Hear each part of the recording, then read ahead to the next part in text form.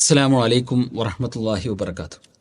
പ്രിയപ്പെട്ട സഹോദരന്മാരെ, സഹോദരികളെ, എല്ലാ നല്ല വിഷയത്തിലും മറ്റുള്ള ആളുകളെ പരിഗണിക്കുക എന്നുള്ളത് ഏറ്റവും പ്രധാനപ്പെട്ട ഒരു കാര്യമാണ്. എല്ലാവരും ആഗ്രഹിക്കുന്നത് പരിഗണനയാണ്. നമ്മൾ ഒരു യാത്ര ചെയ്യുന്ന സന്ദർഭത്തിൽ, ഉദാഹരണത്തിന് ബസ്സിൽ യാത്ര പോവുകയാണെങ്കിൽ കുട്ടികളെയും എടുത്ത് നിൽക്കുന്ന പല ആളുകളെയും നമുക്ക് കാണാൻ സാധിക്കും. അവർക്ക് നമ്മൾ നമ്മുടെ സീറ്റ് നൽകി പരിഗണിക്കുക.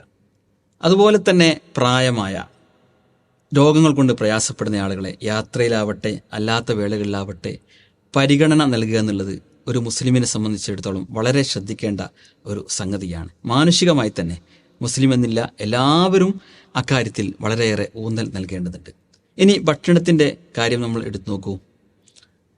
നമ്മൾ കഴിക്കുന്ന ഭക്ഷണം അല്ലാഹു സുബ്ഹാനഹു വ തആലയുടെ വലിയൊരു അനുഗ്രഹമാണല്ലോ. നമ്മൾ വിചാരിച്ചാൽ നമ്മൾ 2 പേർക്ക് വേണ്ടി തയ്യാറാക്കിയ ഭക്ഷണം അതിലധികം ആളുകൾക്ക് കൊടുക്കാൻ നമുക്ക് സാധിക്കും.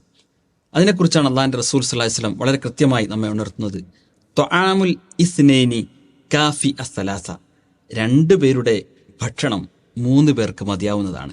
അള്ളാഹിൻ്റെ റസൂൽ സ്വല്ലല്ലാഹു അലൈഹി വസല്ലം വീണ്ടും അതിനോട് ചേർത്ത് പറയുകയാണ്, വ ത്വആമുസ് സലാസത്തി കാഫി അൽ അർബഅ, അതായത് 3 പേർക്കുള്ള ഭക്ഷണം അത് 4 പേർക്ക് ആക്കി മാറ്റാവുന്നതാണ് എന്ന്.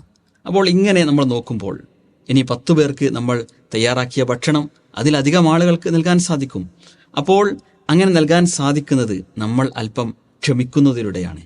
കുറഞ്ഞ രൂപത്തിൽ, ചിലപ്പോൾ നമുക്ക് ചെറിയ രൂപത്തിലൊക്കെ തന്നെ ഭക്ഷണം വേണ്ടത്ര വിധത്തിലായിട്ടില്ലെങ്കിലും, കുറച്ചൊക്കെ വിശപ്പ് സഹിക്കേണ്ടി വന്നാലും നമുക്ക് ഉള്ളത് മറ്റുള്ള ആളുകൾക്ക് പകുത്ത് നൽകുക എന്നുള്ളതാണ് ഏറ്റവും പ്രധാനം. നമ്മൾ ആലോചിച്ച് നോക്കൂ, ഫിലസ്തീനിൻ്റെ മണ്ണിലൊക്കെ തന്നെ ഭക്ഷണത്തിന് വേണ്ടി പ്രയാസപ്പെടുന്ന എത്രയോ കുട്ടികളെ, അതുപോലെ തന്നെ ചെറുപ്പക്കാരെക്കുറിച്ച്, സ്ത്രീകളെക്കുറിച്ച്, വൃദ്ധജനങ്ങളെക്കുറിച്ച് നമ്മൾ നിരന്തരം കേട്ടുകൊണ്ടിരിക്കുകയല്ലേ.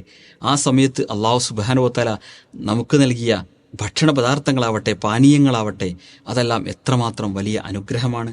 അതുകൊണ്ട് ഭക്ഷണം വേസ്റ്റാക്കാതെ നമുക്ക് ഉള്ളത് അതിൽ തൃപ്തിപ്പെട്ടുകൊണ്ട് മറ്റുള്ള ആളുകൾക്ക്, പട്ടിണി കിടക്കുന്ന സഹോദരന്മാർക്ക്, സഹോദരികൾക്ക് പകുത്തു നൽകിക്കൊണ്ട് മറ്റുള്ളവരെ പരിഗണിക്കാൻ, അതുവഴി അല്ലാഹു സുബ്ഹാനഹു വ തആലയുടെ മഹത്തായ പ്രതിഫലം കരസ്ഥമാക്കാനും നമ്മളെല്ലാം തന്നെ മുന്നോട്ട് വരിക.